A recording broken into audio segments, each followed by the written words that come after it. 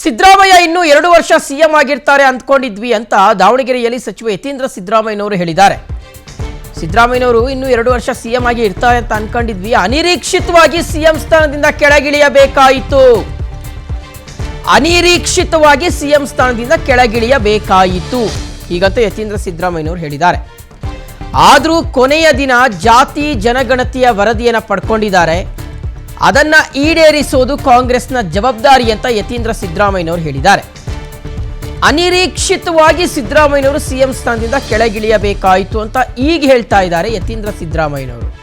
ಆದರೆ ಮತ್ತೊಮ್ಮೆ ಒಂದಷ್ಟು ಜನ ಕಾಂಗ್ರೆಸ್ ನಾಯಕರನ್ನು ಕೇಳಿದ್ರೆ ನಿರೀಕ್ಷಿತನೇ ಬಿಡಿ ಅಂತ ಒಂದಷ್ಟು ಜನ ನಾಯಕರು ಹೇಳ್ತಾರೆ.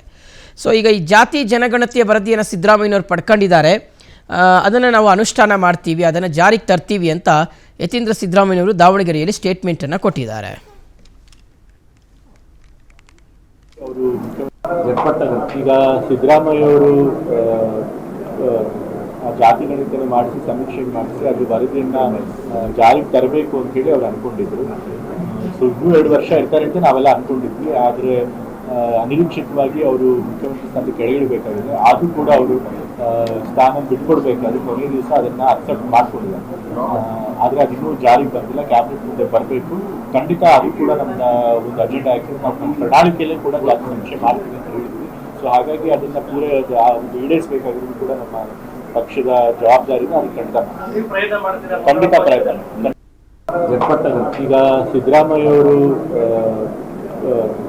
ಜಾತಿ ಗಣಿತನ ಮಾಡಿಸಿ ಸಮೀಕ್ಷೆ ಮಾಡಿಸಿ ಅದು ವರದಿಯನ್ನ ಜಾರಿಗೆ ತರಬೇಕು ಅಂತ ಹೇಳಿ ಅವ್ರು ಅನ್ಕೊಂಡಿದ್ರು.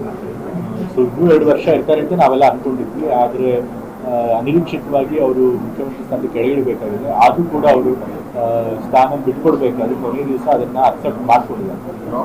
ಆದರೆ ಅದಿನ್ನೂ ಜಾರಿಗೆ ಬಂದಿಲ್ಲ, ಕ್ಯಾಬಿನೆಟ್ ಮುಂದೆ ಬರಬೇಕು.